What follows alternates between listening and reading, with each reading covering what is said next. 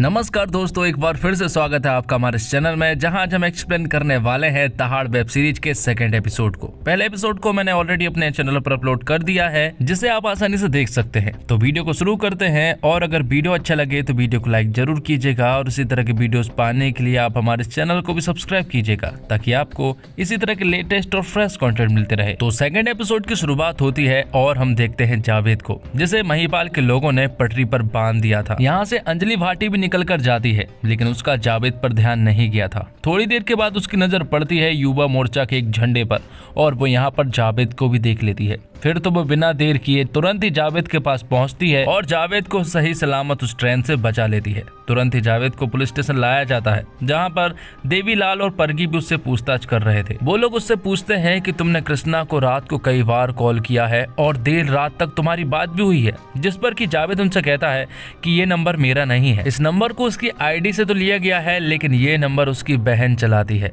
और उन्हें यहाँ पर यह भी मालूम चलता है कि दरअसल में जावेद की बहन 6 महीने से गायब है, जिसकी गायब हो जाने की रिपोर्ट उन्होंने थाने में नहीं लिखाई थी। अब आगे हम आनंद को देखते हैं, जो कि अपने छोटे भाई की शॉप पर गया था। उनकी ज्वेलरी की शॉप होती है।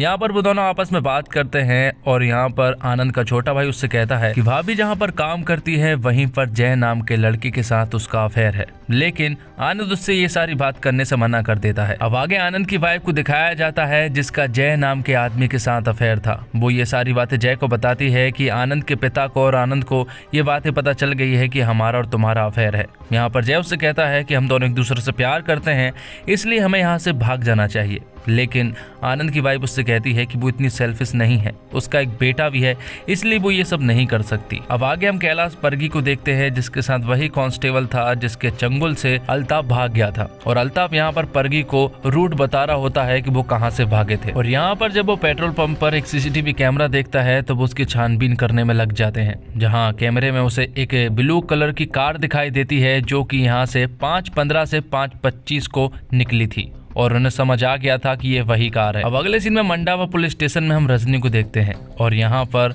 महिपाल और उसके पिता के कहने पर उसने बयान दे दिया था कि अल्ताफ ने उसे किडनैप किया था, और उसके साथ बुरा बर्ताव के साथ साथ उसके साथ कई तरह की बुरी हरकतें भी की है।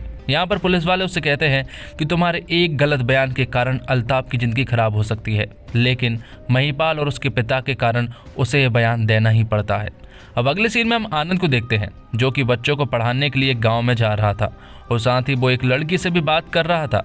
और यहाँ पर हमें मालूम चलता है कि आनंद दरअसल में ऐसे लड़कियों को फंसाने में एक्सपर्ट है। तो आनंद यहाँ से सीधा गांव जाता है, जहाँ पर कि कई सारे बच्चे थे, वो उन सभी को पढ़ाता है। और यहाँ पर हमें ये भी मालूम चलता है कि आनंद अपने शॉप की कुछ ज्वेलरी चुरा कर यहाँ के लोगों को भारी रकम में बेचता है। अब IT सेल से कासिम नाम का लड़का, जो कि भाटी को कॉल करता और उसे बताता है कि कृष्णा के पास एक नंबर से बार बार कॉल आया है, लेकिन उस नंबर को ट्रेस करना थोड़ा मुश्किल है, क्योंकि अब वो बंद हो गया है, लेकिन वो राजस्थान के कई जगहों पर घूम कर आ चुका है। ये सुनने के बाद अंजलि तुरंत ही इन्वेस्टिगेशन करने के लिए निकल जाती है। वो कई होटलों में कृष्णा की फोटो दिखाकर उसके बारे में पूछती है, लेकिन उन लोगों को कृष्णा के बारे में कोई भी खबर नहीं थी। उन लोगों ने कृष्णा को कभी भी नहीं देखा था। तो इस तरह से एक और केस बढ़ गया था, और वो केस था फातिमा लोहार का, जो कि जावेद लोहार की बहन है, और वो 6 महीने से गायब है। जिसके बाद हम आनंद को देखते हैं, जो कि अपनी गर्लफ्रेंड से मिलने के लिए आया था, और वो अपनी गर्लफ्रेंड को यहाँ पर अपना नाम कुछ और बताता है।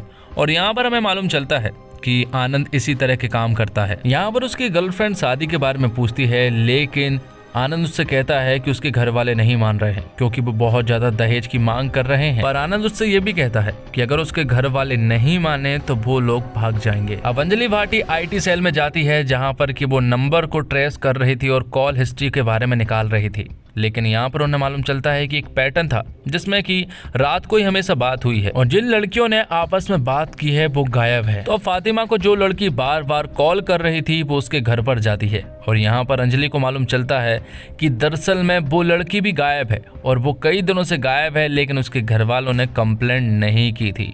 अब ये सारी बातें आपस में ये सभी लोग बात कर रहे होते हैं कि आखिर ये सब कुछ कैसे हो सकता है। कॉल हिस्ट्री में मालूम तो चलता है कि आखिर उस लड़की की किस लड़की से बात हुई है, लेकिन जब वो उस लड़की के बारे में पता करने जाते हैं, तो उन्हें मालूम चलता है कि वो लड़की मिसिंग है। तो ये लोग क्रॉस इन्वेस्टिगेशन करना शुरू करते हैं, और उनकी फ्रेंड के पास जाकर चेक करना शुरू करते हैं, और आगे जाकर इन्हें मालूम चलता है कि ऐसी ढेर सारी लड़कियां हैं जो कि मिसिंग हो गई है और धीरे धीरे करके इन्हें मालूम चलता है कि अब तक ऐसी 16 लड़कियां मिसिंग हो चुकी हैं। अब अगली सुबह अंजलि की माँ अंजलि से कहती है कि उसे देखने वाले लड़के आ रहे हैं, इसलिए किसी भी तरह से उसे 1 घंटा तो ड्यूटी के वक्त निकालना होगा। लेकिन अंजलि उनसे कहती है कि उसे बहुत ज्यादा काम है और वो बहुत ज्यादा बिजी है, इसलिए वो नहीं निकाल पाएगी। पर वो अपनी माँ की बात को टाल नहीं पाती, इसलिए वो हाँ कर देती है। अब पुलिस थाने में सभी लोग बात कर रहे थे और उन्हें ऐसा लग रहा था कि शायद कहीं ना कहीं ये सब कुछ एक ही आदमी का काम है, लेकिन आखिर वो आदमी ऐसा क्यों कर रहा है ये उन्हें नहीं मालूम, क्योंकि सारे केसेस में लड़के ने लड़की को फंसाया है, क्योंकि लड़कियों को फंसाने का पैटर्न बिल्कुल सेम लग रहा है, क्योंकि लड़के ने लड़कियों को शादी का झांसा दिया है और जब वो गायब हुई तो सबके बीच में ये सिमिलर पैटर्न है और लड़कियों के घर वालों ने कंप्लेंट तक दर्ज नहीं कराई है। अब आगे एक रेस्टोरेंट में अंजलि को देखने वाले लड़के आए हुए थे,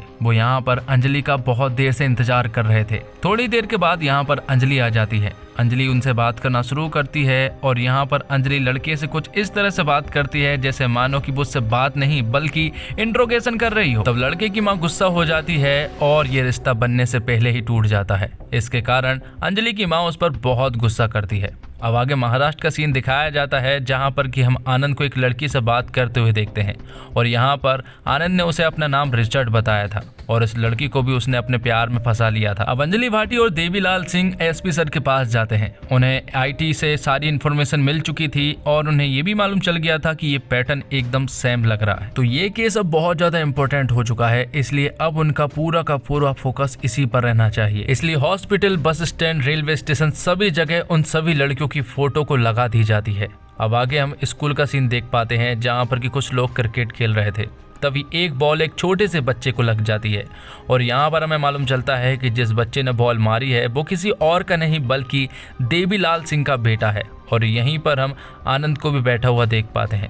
यहाँ पर आनंद इस मामले को आराम से सुलझा देता है और बाहर आने पर आनंद की मुलाकात देवीलाल से होती है। देवीलाल उनसे शुक्रिया अदा करता है क्योंकि उन्होंने ये मामला आसानी से सुलझा दिया था। अब आगे हम कैलाश पर्गी को देखते हैं जो कि कहीं पर जा रहा होता है और तभी रास्ते में उसकी नजर पड़ती है ब्लू कार पर और उसे ऐसा लगता है कि शायद ये वही ब्लू कार है जैसे कि उसने सीसीटीवी फुटेज में देखा था। जिसके बाद 2 महीने पहले का सीन दिखाया जाता है जहाँ पर कि हम कृष्णा को देखते हैं। कृष्णा यहाँ पर अपने भाई के घर से कैसे भागी थे वो दिखाया जाता है। वो अपने घर पर एक लेटर छोड़ती है और फिर बाद में वो आनंद के साथ भाग गई थी। अब प्रेजेंट का सीन दिखाया जाता है जहां पर कि आनंद लता नाम की लड़की से बात कर रहा था जो कि उसकी गर्लफ्रेंड है और वो उससे कहता है कि हमारे घर वाले नहीं मानने वाले, इसलिए अब हमें भागना ही होगा। तो इस तरह से हमें मालूम चलता है कि इन सभी लड़कियों को गायब करने वाला बंदा दरअसल में आनंद ही है, लेकिन उन लड़कियों को वो क्या कर रहा है ये अभी हमें नहीं मालूम है। और इसी के साथ एपिसोड 2 यहीं पर खत्म होता है। तो उम्मीद करता हूँ दोस्तों आपको वीडियो पसंद आई होगी। वीडियो पसंद आई हो तो वीडियो को लाइक जरूर कीजिएगा और इसी तरह की वीडियोस पाने के लिए आप हमारे इस चैनल को भी सब्सक्राइब कीजिएगा ताकि आपको इसी तरह के लेटेस्ट और फ्रेश कंटेंट मिलते रहे। धन्यवाद। जय हिंद, जय भारत, जय श्री राम।